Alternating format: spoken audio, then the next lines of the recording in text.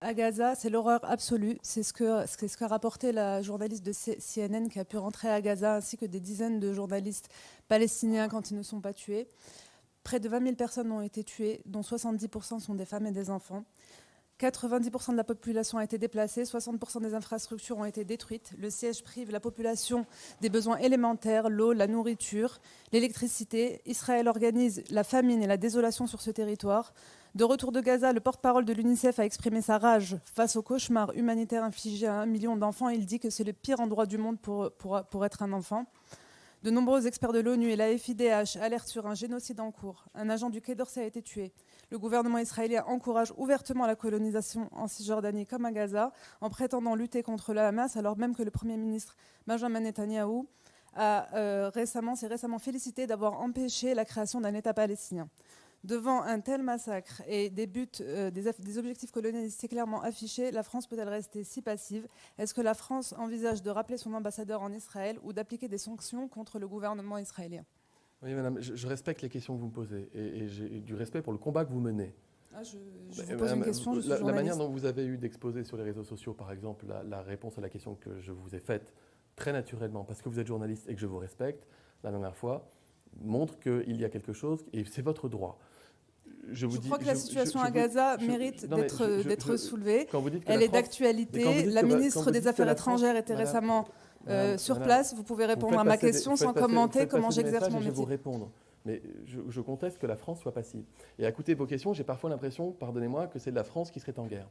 La France n'est pas en guerre. Et la France joue un rôle diplomatique humanitaire très fort pour obtenir une trêve humanitaire qui doit conduire à un cessez-le-feu.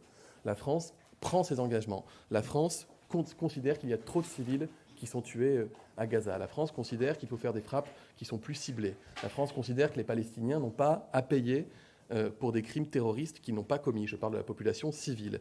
Et la France considère qu'Israël doit préserver la vie des populations civiles comme le droit international le lui impose.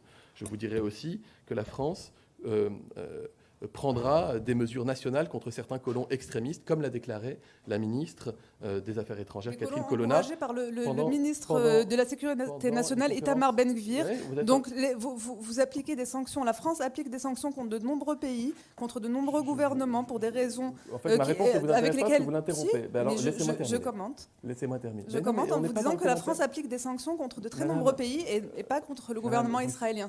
Les colons sont encouragés par le gouvernement israélien. Bien, je termine. La France condamne les exactions qui ont été commises par des colons envers des populations palestiniennes. De même que le terrorisme n'est jamais justifiable, il faut dire que la colonisation est illégale, elle est en droit international, elle conduit à des exactions sur place qui sont inadmissibles. La parole de la France, elle est claire, elle est sans embâche, elle est sans embâche. Le droit d'Israël à se défendre, nous le reconnaissons. L'action humanitaire que nous conduisons, elle est forte.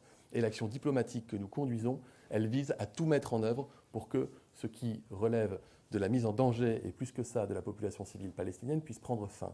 Je vous redis, nous ne sommes pas un co-belligérant. La France n'est pas un pays qui est en guerre à Gaza. Donc la France intervient sans ingérence dans le cadre du respect des actions internationales et des coalitions internationales pour faire en sorte que le droit humanitaire soit préservé.